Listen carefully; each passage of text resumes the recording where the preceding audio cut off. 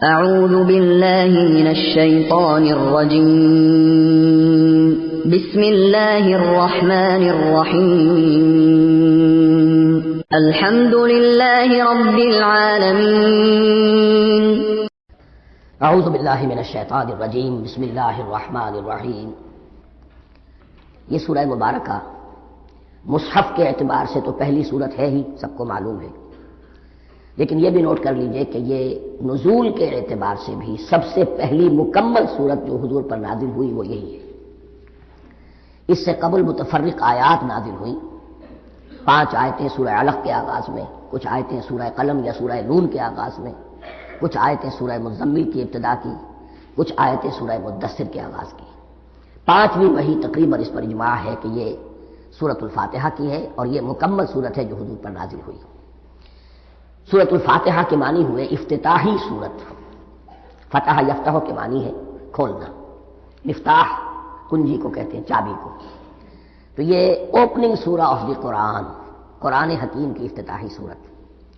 ویسے جیسا کہ میں تعارف قرآن کے ضمن میں عرض کر چکا ہوں، عربوں کا یہ مزاج تھا کہ جس چیز سے انہیں خصوصی محبت ہوتی تھی اس کے بہت سے نام رکھتے تھے، اس کے بھی بہت سے نام ہیں۔ سورۃ الفاتحہ سب سے عام ہے، لیکن الکافیہ، الشافیہ، ام القرآن، اساس القرآن، کم سے کم یہ 4 نام تو میں سمجھتا ہوں کہ ہر مسلمان کو مزید معلوم ہونے چاہیے، اور بھی بہت سے نام۔ اس سورہ مبارکہ کی بالاتفاق و بالاجماع 7 آیتیں ہیں، اگرچہ ان کی ترتیب میں کچھ اختلاف ہے۔ ایک رائے یہ ہے، اور یہ رائے امام شافعی کی بھی ہے اور بصرہ کے جو قراء تھے ان کی بھی ہے، کہ آیت بسم اللہ بھی سورہ فاتحہ میں شامل ہے، اس کا جز ہے، وہ اس کو شامل کر کے پھر 7 آیتیں بناتے ہیں، تو آخری جنہیں ہم 2 آیتیں سمجھتے ہیں، صراط الذین انعمت علیہم غیر المغضوب علیہم ولا الضالین، وہ ان کے نزدیک ایک آیت ہے۔ تو گویا کہ نتیجہ یہ نکلا کہ آیتوں کی تعداد 7 ہی رہتی ہے۔ امام ابو حنیفہ رحمۃ اللہ علیہ کا موقف اور کوفے کے جو قراء تھے ان کا بھی موقف یہ ہے کہ آیت بسم اللہ نہ سورہ فاتحہ کا جز ہے نہ کسی اور سورت کا جز ہے، سوائے ایک مقام پر جہاں حضرت سلیمان علیہ السلام کا خط جو ہے نقل ہوا ہے، جنہوں نے ملکہ سبا کو لکھا تھا، انہ من سلیمان و انہ بسم اللہ الرحمن الرحیم، تو قرآن کے متن میں صرف اسی جگہ پر یہ آیت شامل سمجھتے ہیں، باقی یہ صرف علامت کے طور پر کہ یہاں سے ایک نئی سورت شروع ہو رہی ہے درج کی گئی ہے۔ اس سورہ مبارکہ کو الصلاح قرار دیا گیا ایک حدیث میں، اس کا جو اسلوب ہے وہ دعا کا ہے، اور دعا کے ساتھ اس کی جو مناسبت ہے، اور پھر اسی کی وجہ سے ہماری نماز کا یہ جزو لا ینفک بنا دیا گیا، بلکہ ایک حدیث جو میں آپ کو سناؤں گا اس میں اسی کو نماز قرار دیا گیا، الصلاح یہی ہے۔ ویسے وہ حدیث مبارک موجود ہے، لا صلاۃ لمن لم یقرأ بفاتحۃ الکتاب، جو شخص سورہ فاتحہ کی تلاوت نہیں کرتا اس کی کوئی نماز نہیں۔ اس کے حوالے سے بھی ہمارے ہاں 2 مسلک ہیں، ذکر صرف اس لیے کر رہا ہوں کہ آپ کے علم میں ہو، ان میں کوئی بنیادی فرق نہیں ہے، کسی بھی ایک رائے کا انسان قائل اور حامل ہو سکتا ہے بغیر اس کے کہ دوسرے کو بالکل غلط قرار دے، بلکہ یہ کہ اس کے لیے بھی گنجائش اپنے ذہن میں اور اپنے دل میں رکھے۔ تو ایک رائے یہ ہے جی، اور دوسری رائے یہ ہے کہ اس کا حصہ نہیں ہے۔ اسی اعتبار سے یہ کہ یہ سورہ مبارکہ نماز میں پڑھی جانی ضروری ہے، لا صلاۃ لمن لم یقرأ بفاتحۃ الکتاب۔ البتہ یہ اختلاف ہے، یہ بات جو میں ذکر کر رہا تھا جو ذہن سے نکل گئی، کہ آیا مقتدی جو ہے امام کے پیچھے کھڑا ہو کر جب نماز پڑھ رہا ہو تو کیا اس صورت میں بھی اس کے لیے لازم ہے کہ سورہ فاتحہ پڑھے؟ اس میں 2 رائے ہو گئی، بلکہ 3۔ ایک رائے انتہائی ہے اور وہ فقہ حنفی کی طرف منسوب ہے، کہ اگر آپ امام کے پیچھے مقتدی کی حیثیت سے نماز پڑھ رہے ہیں تو کسی بھی رکعت میں آپ سورہ فاتحہ نہیں پڑھیں گے۔ ایک دوسری بالکل برعکس رائے ہے، وہ امام شافعی رحمۃ اللہ علیہ کی ہے، کہ ہر حالت میں چاہے امام جہری رکعت پڑھا رہا ہو جس میں وہ بلند آواز سے سورہ فاتحہ پڑھ رہا ہو، اور چاہے وہ سری رکعت ہو، ہر حالت میں مقتدی کو بھی پڑھنی ہے۔ ایک تیسری رائے بین ہے، وہ امام مالک کی ہے رحمۃ اللہ علیہ، کہ جو سری رکعت ہے جس میں کہ امام بھی خاموشی سے پڑھ رہا ہے، مقتدیوں کو بھی پڑھنی چاہیے۔ جو جہری رکعت ہے جس میں کہ امام بلند آواز سے پڑھ رہا ہے، اس میں مقتدیوں کو خاموش رہ کر پوری توجہ جو ہے سننے پر صرف کر دینی چاہیے۔ اذا قرئ القرآن فاستمعوا له وانصتوا، جب قرآن پڑھا جا رہا ہو تو پوری توجہ اس کے پڑھنے پر مرکوز کر دو اور خود خاموش رہو۔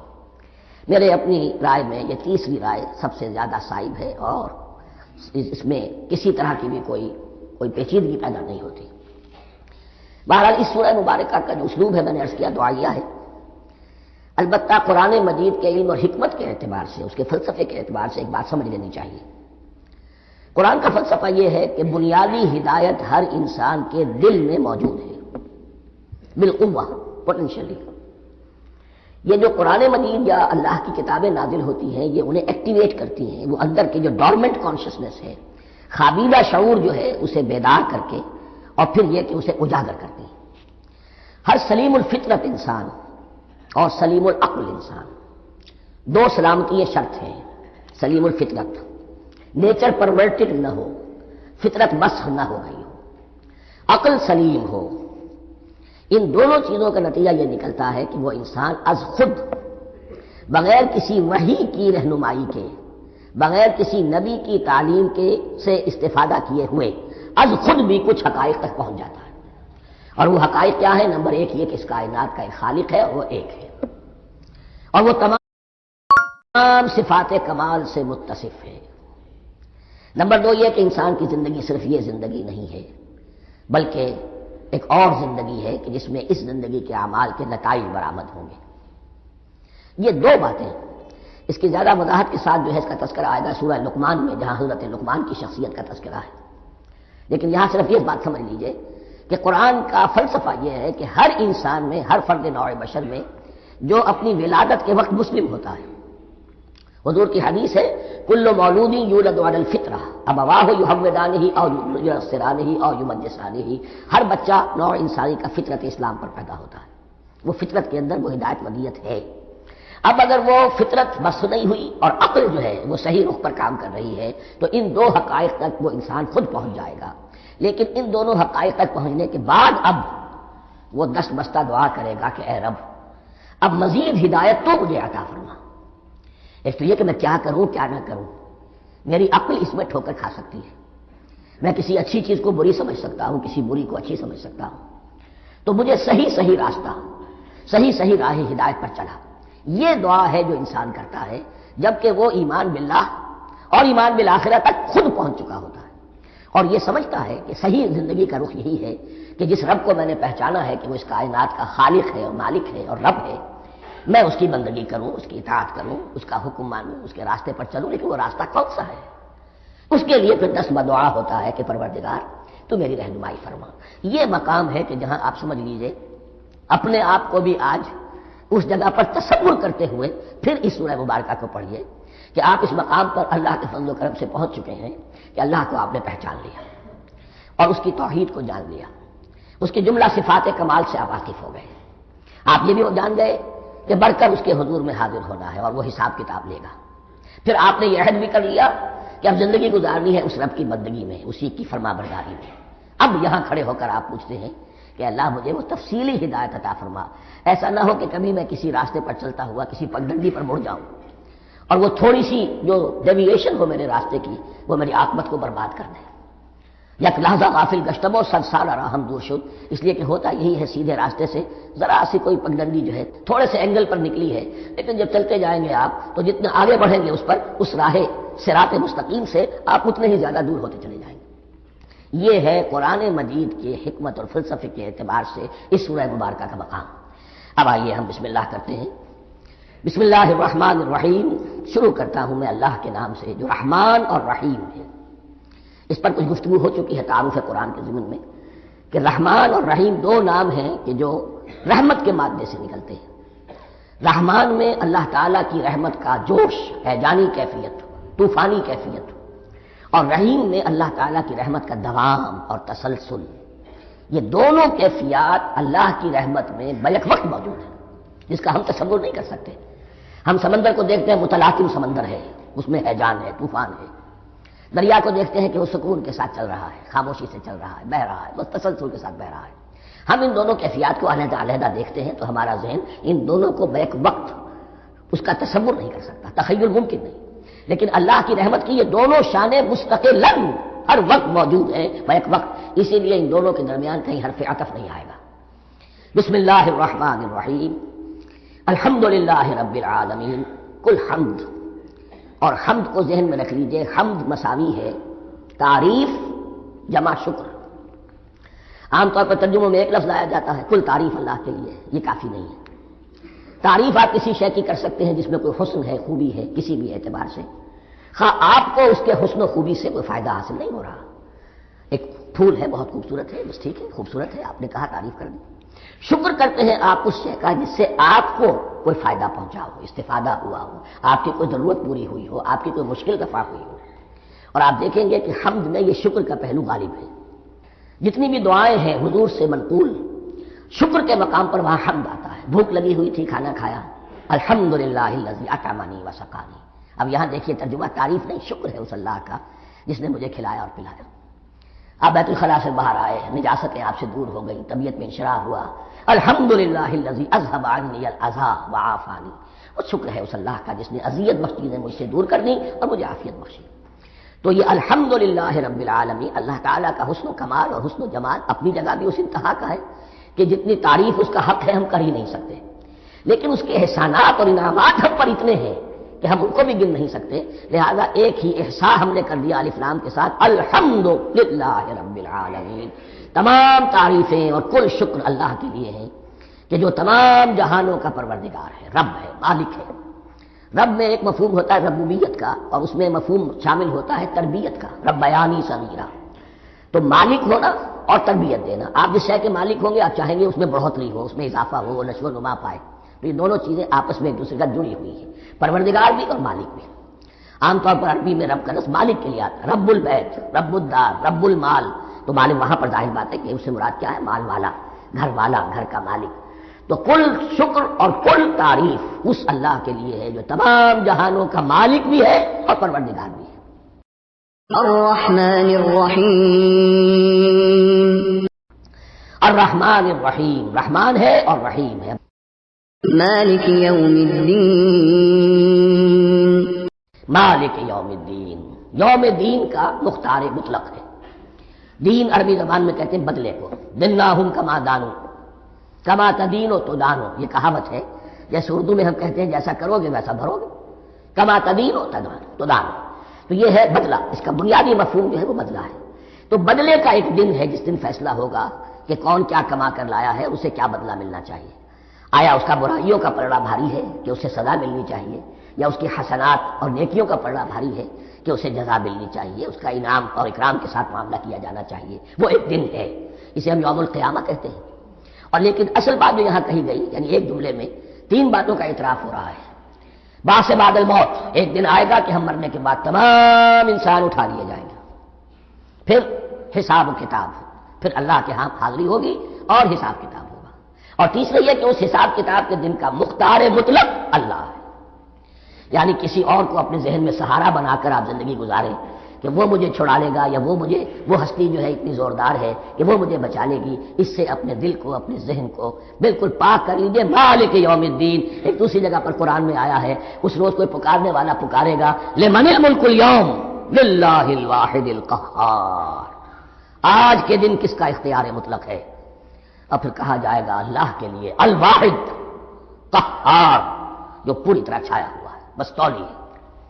تو مالک یوم الدین، جو جزا و سزا کے دن کا مالک ہے۔ ایاک نعبد و ایاک نستعین، اب یہاں سے کلام ایک رخ بدل رہا ہے۔ ابھی تک تو یہ غائبانہ انداز میں کلام ہو رہا ہے، اللہ سے خطاب نہیں آیا اس میں ابھی۔ الحمدللہ رب العالمین الرحمن الرحیم مالک یوم الدین، اب خطاب ہے ایاک نعبد و ایاک نستعین، ہم صرف تیری ہی بندگی کرتے ہیں اور کریں گے، اور ہم صرف تجھ ہی سے مدد مانگتے ہیں اور مانگیں گے۔ یہ ترجمہ میں کیوں کر رہا ہوں کہ یہ فعل مضارع ہے۔ عربی زبان میں فعل مضارع حال اور مستقبل دونوں کو کور کرتا ہے۔ ایاک کا جو ہے مفعول فاعلی جو ہے، مفعول جو ہے اس میں ضمیر مفعولی، اسے پہلے لا کر حشر کا مضمون پیدا ہو گیا۔ ہم تیری بندگی کرتے ہیں نہیں، ہم تیری ہی بندگی کرتے ہیں اور کریں گے۔ حال میں ترجمہ کیجئے تو یہ اظہار حال ہے، اور مستقبل میں ترجمہ کیجئے تو یہ عہد ہے، قول و قرار ہے، بہت بڑا معاہدہ ہے۔ وَإِيَّاكَ نَسْتَعِينُ، اور صرف تجھ ہی سے مدد مانگتے ہیں اور مانگیں گے۔ اس میں بھی حال کا ترجمہ اظہار حال، اللہ کرے کہ واقعی ہمارا حال وہی ہو، جب ہم یہ الفاظ کہتے ہیں تو واقعتاً ہم اس پر پورے اتر رہے ہوں کہ اسی کی بندگی کر رہے ہوں اور اسی سے ساری استعانت اور استمداد کر رہے ہیں۔ جہاں تک مستقبل کا تعلق ہے وہ پھر ایک عہد ہے۔ اهدنا الصراط المستقیم. اهدنا الصراط المستقیم، یہ مقام وہ آ گیا کہ یہاں تک تو اے پروردگار ہم پہنچ گئے تیرے فضل سے، تیرے کرم سے. فطرت سلیمہ بھی تیری عطا کردہ تھی، عقل سلیم بھی تیری ودیت کردہ تھی. ان دونوں کی روشنی سے ہم یہاں تک تو پہنچ گئے. اب ہماری جو ضرورت ہے، احتیاج ہے، وہ کیا ہے؟ اہدنا الصراط المستقیم، ہدایت بخش ہمیں سیدھے راستے کی. یہاں دو باتیں سمجھ لیجئے. انفرادی سطح پر انسان کے لیے نہ معلوم کتنے مرحلے آتے ہیں ہر روز کہ جس میں وہ ایک ٹھٹک کر کھڑا ہو جاتا ہے، یہ کروں یا یہ کروں. دو آلٹرنیٹو سامنے آ رہے ہیں، فیصلہ کرنا مشکل ہو رہا ہے. قدم قدم پر ہدایت کی ضرورت ہے.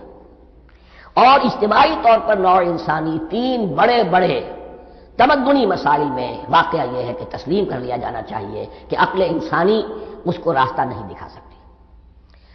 عام معاشرتی سطح پر مرد اور عورت کے درمیان حقوق اور اختیارات کا کیا توازن ہو، ناممکن ہے. انسان طے نہیں کر سکتا. انسان یا مرد ہے یا عورت ہے. عورت سوچے گی اپنے لحاظ، اپنے جذبات کا، اپنے خیالات کا لحاظ رکھے گی. مرد کے جذبات و احساسات کا اسے کوئی اس کا کوئی تصور ہی ممکن نہیں. مرد سوچے گا اسے اپنے احساسات معلوم ہے، لیکن یہ کہ عورت کے احساسات سے وہ نابلد ہے، ان کو محسوس کر ہی نہیں سکتا. لا محالہ وہ اپنے بارے میں وہ جو بھی نظام بنائے گا اس میں وہ اپنی بالادستی رکھے گا. وہ تو ایک ہی ہستی ہو سکتی ہے کہ جو دونوں کی خالق ہے، مرد کی بھی عورت کی بھی، اور اس کو دونوں سے محبت ہے، دونوں کا خیر خواہ ہے، دونوں کا رب ہے، دونوں کو پروان چڑھانا چاہتا ہے. اسی طرح فن اور معاشرہ یا ریاست، حکومت اور ریاست ہمیشہ یہ چاہتی ہے کہ سارے اختیارات ہمارے ہاتھ میں آ جائیں، ٹوٹلیٹیرین سوسائٹی ہو، بس ہم حکم دیں اور لوگ اس پر چلیں. افراد یہ چاہتے نہیں، ہمیں آزادی ہونی چاہیے. اب آپ دیکھیے کہ دنیا میں کتنے جھگڑے چلتے ہیں اسی پر، فریڈم فریڈم فریڈم. وہ فریڈم واقعتاً اپنی جگہ پر ایک شے ہے، افراد کی آزادی ہونی چاہیے، لیکن افراد کی آزادی اتنی نہ ہو جائے کہ وہ مادر پدر آزاد ہو جائے. کوئی قانون، کوئی قاعدہ، کوئی اخلاقی، کوئی حدود اور قیود جو ہے ان کا پابند نہ رہے. تو اب کہاں ہے وہ نقطہ اعتدال کہ جس میں انسان کی انفرادی آزادی، انفرادی اختیار اور ادھر اجتماعی مصلحتیں جو ہیں ان کو بیلنس کیا جا سکے؟ انسان طے نہیں کر سکتا، صرف اللہ ہی اس کے لیے نظام دے سکتا ہے. تیسرا مسئلہ ہے سرمایہ اور محنت، اس میں کیا توازن ہو؟ سرمایہ اور محنت دونوں مل کر کچھ بنا رہے ہیں، کچھ پروڈیوس کر رہے ہیں. اب اس میں نفع جو ہوا ہے اس میں سرمایہ کا کتنا حصہ ہونا چاہیے اور لیبر کا کتنا ہونا چاہیے، کون طے کر سکتا؟ اس کے لیے بھی کہ ایسا نہ ہو کہ سرمایہ داری جو ہے آکاش بیل بن کر پورے معاشرے پر چھا جائے اور غریب بیچارہ، مزدور بیچارہ، کاشتکار بیچارہ وہ گویا کہ چکی کے دو پارٹوں میں پس کر رہ جائے، اس کی کوئی حیثیت نہ رہ جائے. لیکن یہ کہ دوسری طرف اگر یہ کہ مزدور کا جو حق ہے اس سے زیادہ اس کو دے دیا جائے تو سرمایہ جو ہے وہ سکڑ جائے گا، شائی ہو جائے گا، وہ پھر میدان میں نہیں آئے گا. کیا کیا جائے؟ کون سا نقطہ عدل و اعتدال ہے؟ یہ تین مسائل ایسے ہیں. اہدنا الصراط المستقیم. تو یوں سمجھیے کہ ایک جو بنیادی ہدایت تھی، ایک اللہ کو پہچان لینا، یہ جان لینا کہ کل حسن و جمال اور تمام انعام و اکرام کا منبع اس کی ذات ہے، وہ رحمان ہے اور رحیم ہے. اور یہ جان لینا کہ مرنے کے بعد جی اٹھنا ہے، حساب کتاب ہے، فیصلہ ہوگا جزا و سزا کا، اور مختار مطلق اس دن کا اللہ ہے. پھر یہ عہد کر لینا ایاک نعبد و ایاک نستعین. اس کے بعد دعا، پروردگار ہمیں ہدایت پر قائم رکھ، ہماری ہدایت میں اضافہ فرما. اس ہدایت کے لفظ کو سمجھ لیجئے، بنیادی ہدایت، تفصیلی ہدایت، قدم قدم پر ہدایت، ہدایت پر ہدایت. والذین اہتدوا زادہم ھدی. جو لوگ ہدایت کے راستے پر آتے ہیں اللہ ان کی ہدایت میں اضافہ کرتا ہے. تو یہ قدم قدم پر ہمیں ہدایت کی ضرورت ہے اور مرحلہ وار ضرورت ہے. ہدایت اس کو بھی کہتے ہیں کہ کسی نے آپ سے کوئی پتہ پوچھا، آپ نے کہا ادھر جانا، پھر دوسری گلی میں مڑنا، پھر جانا دو تین لائٹیں چلے جانا، پھر مڑنا وغیرہ وغیرہ. یہ بھی ہدایت ہے، نظری طور پر آپ نے بتایا ہے. ایک ہدایت یہ ہوئی کہ بھائی میں چلتا ہوں آپ کے ساتھ، میں آپ کو وہاں تک پہنچا دوں گا تاکہ آپ کو دقت نہ ہو، آپ نے منزل تک پہنچا دیا. ان دونوں کے درمیان، یہ تو میں نے ایک فرد کی مثال دی ہے، اللہ اور بندے کے درمیان نہ معلوم کتنے مراحل ہیں ہدایت کے. تو کسی وقت بھی انسان اپنے آپ کو ہدایت خداوندی سے مستغنا نہیں سمجھ سکتا، اور نہیں تو پروردگار جو ہدایت دی ہے اس پر ہدایت پر قائم رکھ. کیا پتہ شیطان کا کوئی حملہ، کیا پتہ ہمارے نفس کی کوئی شرارت کسی ایسے رخ پر ہمیں ڈال دے کہ اب تک کی ساری کمائی بھی ضائع ہو جائے. لہذا یہ نہ سمجھیے کہ جب یہ ساری چیزیں ان کو معلوم تھی، ان چیزوں کا تو اقرار کر رہے تو اب ہدایت کون سی مانگ رہے ہیں؟ تو ہدایت کا تو بڑا میدان کھلا ہوا ہے. اور اس ہدایت کی وہ جو میں نے آخری شکل آپ کو بتائی ہے کہ منزل مقصود تک پہنچا دے، یہ ہدایت بھی قرآن مجید میں اس معنی میں بھی لفظ آیا ہے کہ اہل جنت جب جنت میں داخل ہوں گے تو جو ترانہ حمد ان کی زبان پر اس وقت ہوگا وہ کیا ہے؟ الحمدللہ الذی ہدانا لہذا وما کنا لنہتدی لولا ان ہدانا اللہ، کل شکر اس اللہ کا جس نے ہمیں یہاں تک پہنچا دیا، ہدایت دی یہاں تک پہنچا دیا، اور ہم ہرگز نہ پہنچ پاتے، ہم ہرگز ہدایت یافتہ نہ ہو سکتے اگر اللہ ہی ہمیں ہدایت نہ دیتا۔ اہدنا الصراط المستقیم، سیدھا راستہ، صراط الذین انعمت علیہم، صراط الذین انعمت علیہم۔ اب اس کی مزید وضاحت ہے، راستہ اس کا ان لوگوں کا جن پر تیرا انعام ہوا۔ یہ کون لوگ ہیں؟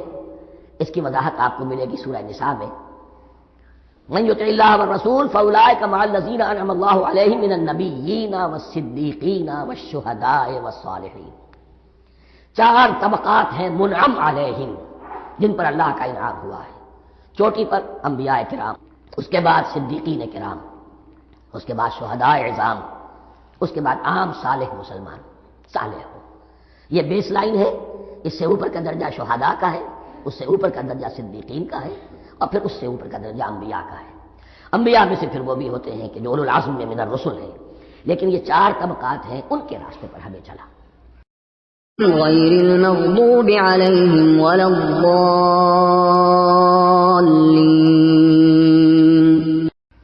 غیر المغضوب علیہم ولا الضالین، جو مغضوب علیہم نہیں ہوئے، جن پر تیرا غضب نہیں ہوا۔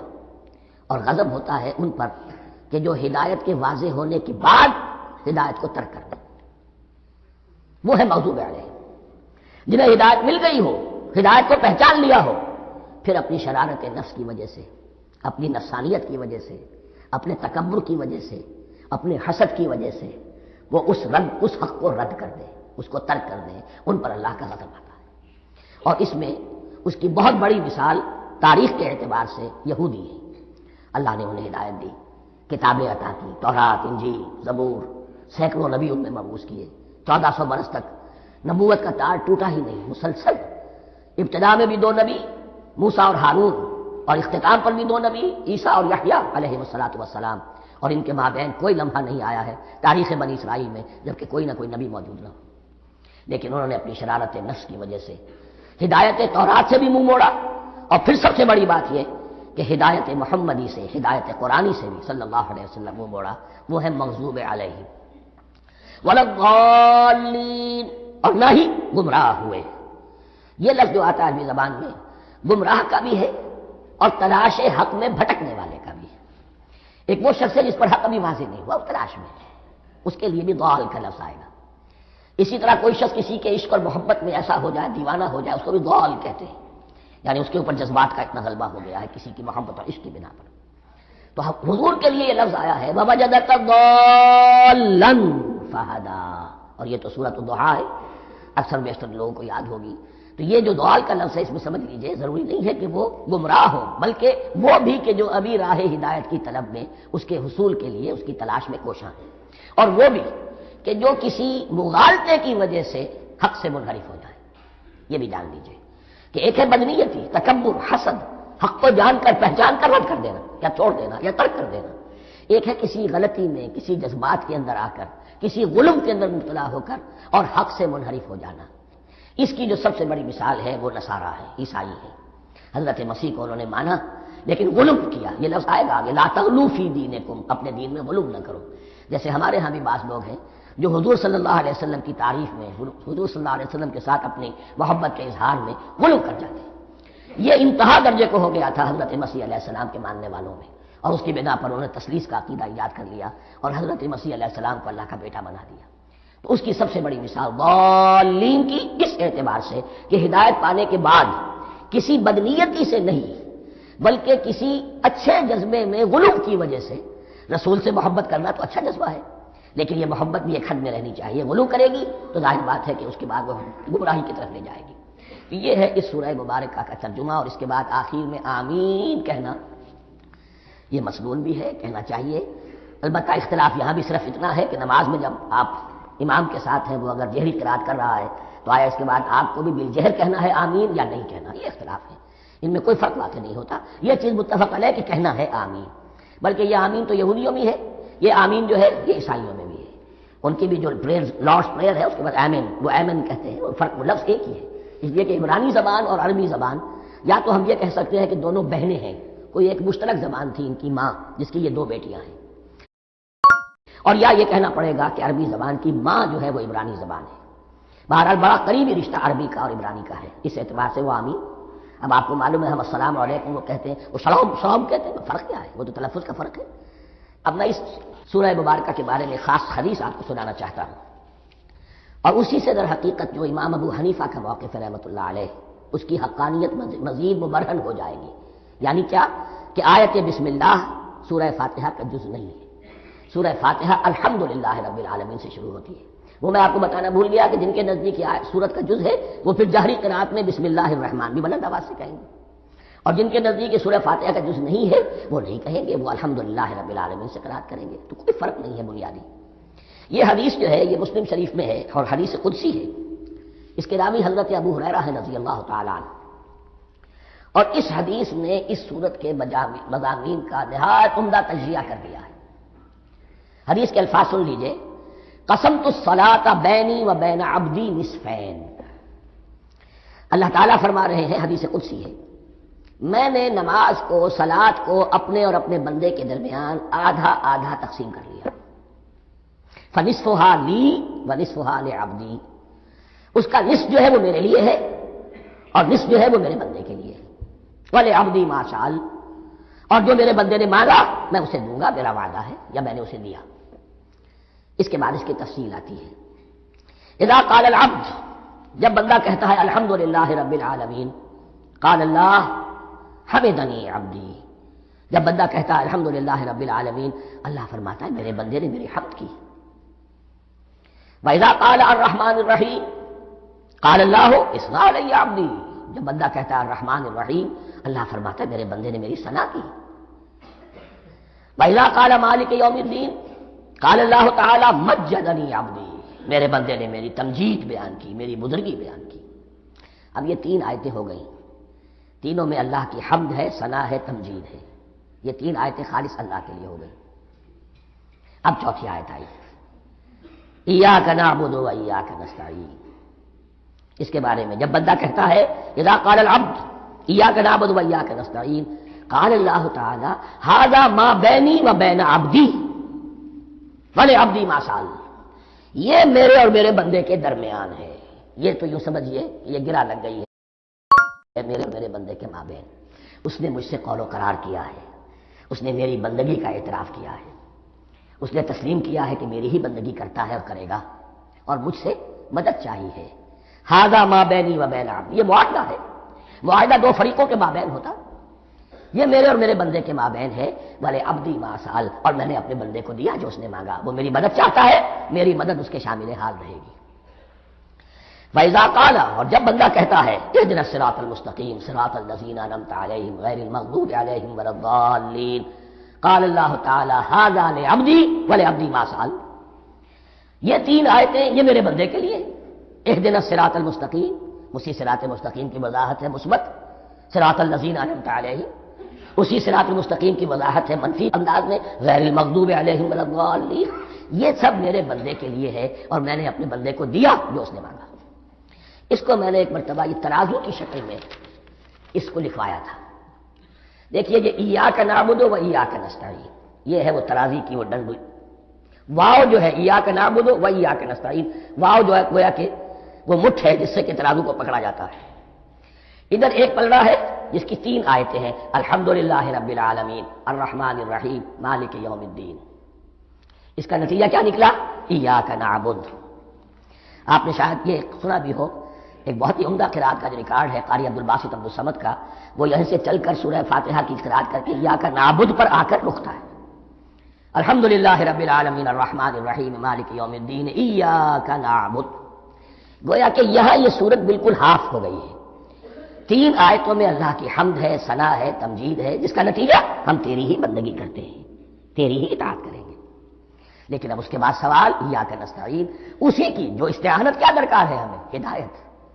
ہدایت سب سے بڑی استعانت ہے، ہدایت ہی تو سب سے بڑی مدد ہے۔